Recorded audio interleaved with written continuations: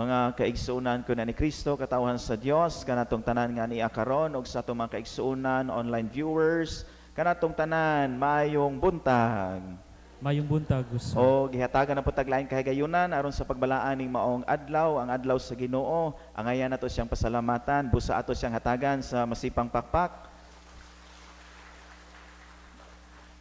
Palihog daw ko og lingi sa inyong tapad, lingia nya ingna siya nga daghang kag kwarta, hatagi ko be. Daghang kag kwarta, mangayo ko.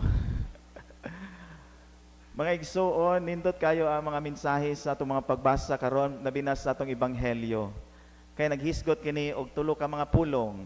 Gitawag ka nato nig action words. Pangayo, panuktok, og sa itong usa? Pangita. Pangayo kay hatagan. Pangita kay makakaplag. Panuktok kay patiran, adi ablihan. Mga igsuon, matagusan nato daghang ta og gituktok nga mga pultahan. Nanuktok ta og kasing-kasing sa atong isig katawo aron mangayo og tabang. Nangita ta og mga butang nga makaayo o makahatag og kaayuhan sa atong pamilya ug sa atong kaugalingon. Nangita kita og mga maayong butang para aduna tay maayong bukasyon sa atong kinabuhi. Daghan ta og gipangayo o gipangita sa Ginoo.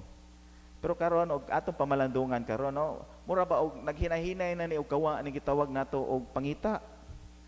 Kay ngano man tanan natong mga gipangita, di naman ta ingon nga moadto og layong lugar kay mangita pa. Atong mga panginahanglan nanas na gitawag nato og online. Siguro atong mga kabataan karon no, mga batan-on nga natawrong henerasyon, piskay og hayahay ni sila. Lahi ra ninyo mga ginikanan kaniadto. Kay ngano man karon ang mga kabataan karon di na sila angay mangita.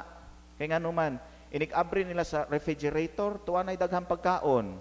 Nana dito chicken nuggets, hotdog, chorizo, longganisa, naapay daghan inig-abri sa refrigerator. Pero kamo mga ginikanan kaniadto, wa man mo refrigerator siguro. Unya ang inyong pagkaon, di pag yun makit-an diya sa inyong panimalay, mo nang mangita pa mo. Muadto umudong pa mo laing lugar. Kaya aron pagpangita og pagkaon og inyong panginahanglan. Kung manuktok mangganing mo, ang mga balay kaniadto kay dili man sikit. So muadto pa mo laing baryo kay manuktok mo sa kasing-kasing sa inyong mga silingan. Karon og mangita ta og mga palitonon, di nataangay mo ato og mall, ICM or BQ, alturas. Kay nana sa online, nana sa Lazada, Shopee, Temo, Shein, ug uban pang mga online seller. I-click lang nimo, o nya i-deliver pag yun diya sa inyong bahay. Nya anak naka mubayad, di nataangay mo dong sa laing lugar. Naanatanan. Wala kahinay-hinay na gitawag na itong pagpangita. Do ang pagpangita nara diha sa cellphone, mag-scroll lang ka. Dili lang sa mga butang. Siguro ang uban ninyo hangtod karon nangita pa og mga pares sa ilang kinabuhi or love life. Ang uban mga naon niya, di na kinahanglan pa der, labad-labad na sa una itong mga pares. Nay uban nato mga batan-on nga nabalaka na kay 30 ng edad, wa pay uyab, wa pa maminzo.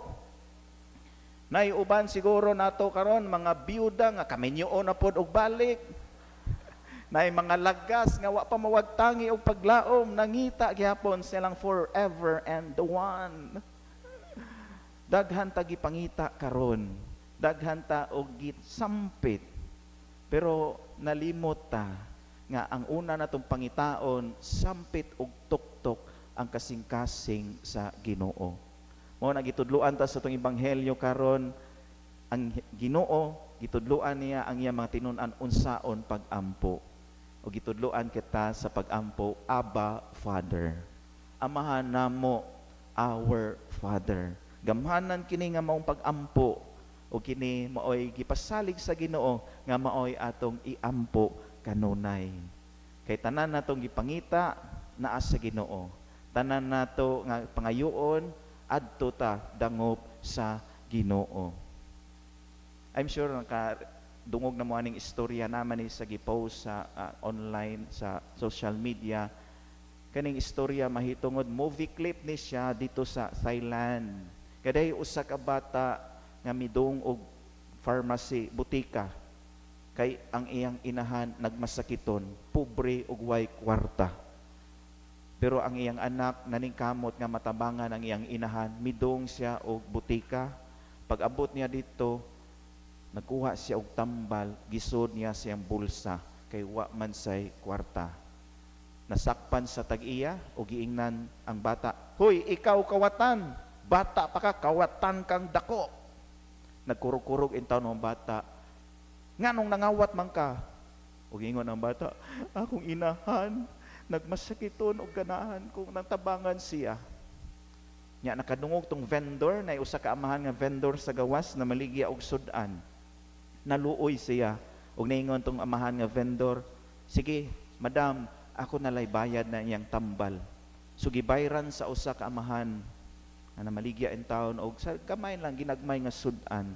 Perting lipaya sa bata, pero katong amahan iya pong gitawag ang iyang anak nga babae. Parehas man silang edad. Iyang gitawag, "Day, pustig ko og mga sudan reha og kanon." Unya ihatag aning bata kay para sa iyang inahan. So nagdaldali og putos ang iyang anak nga babae, nya miduol sa katong lalaki nga nangawat, mitutok sa iyang naw, naibog siguro to nganong mitutok, o gitunol ang sudan. Dayon lipay kayo ang batang lalaki, mipauli sa ila kay pakanon og paimnon og tambal ang iyang inahan. Milabay ang pipila ka tuig, mao gihapon ang ginabuhat sa maong amahan nga vendor nga namaligya og sudan.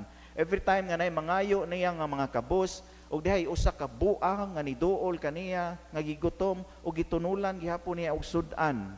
Sa pagtunol sa sudan sa mong amahan ngadto sa buang, nikalit lang og collapse ang amahan.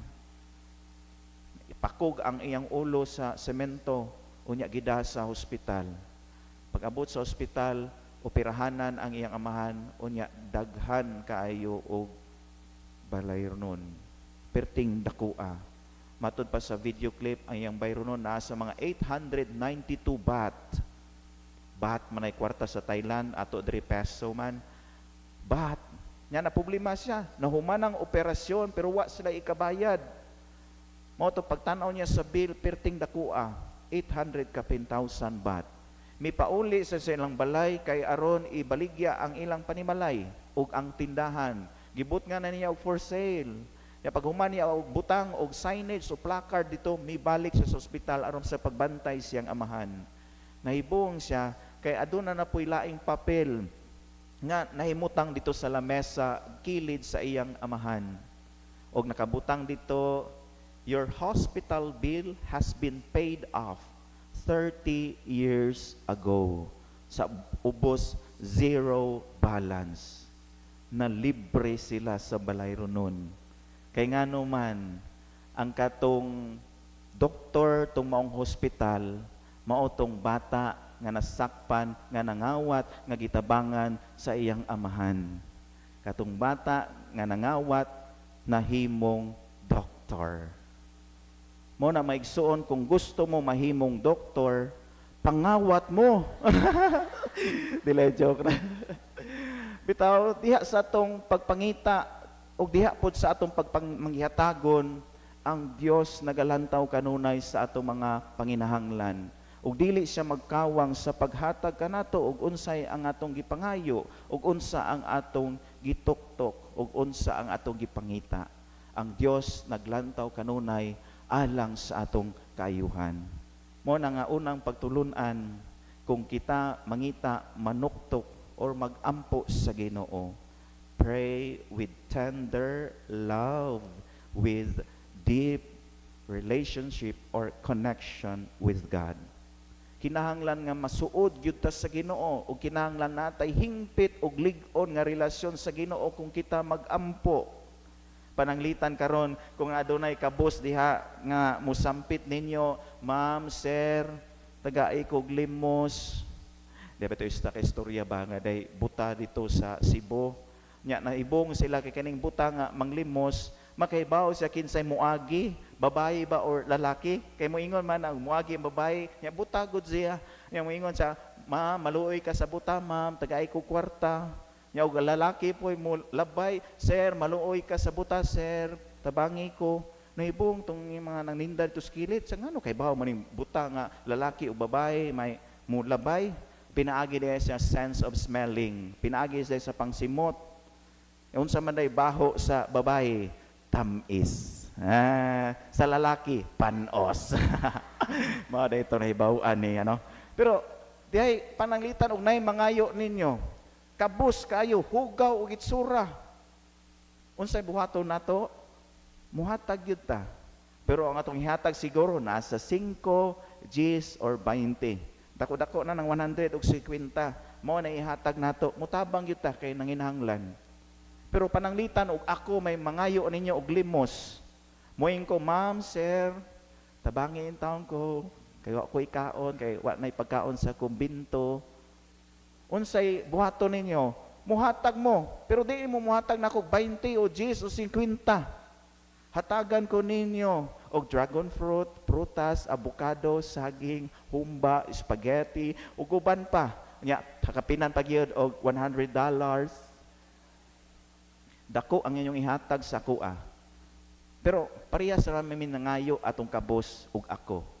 Nganong lahi man ang inyong paghatag nako, nganong dako man kay tungod kaila mo nako, kay tungod suod ta. Kay tungod na ilhan ko ninyo. Ug mao po na sa Ginoo. Kung kita mailhan sa Ginoo ug suod sa Ginoo, dako ang iyang ihatag kanato. Ihatag yun ang atong mga paginhanglan. Ihatag yun ang atong gitawag ug katuyuan sa Ginoo. Kung kita adunay lig-on ug lawom nga relasyon diha kaniya. Kaduha, kung kita mag-ampo, kinahanglan atong pangayoon ang kabubuton sa Ginoo, dili ang atong kabubuton.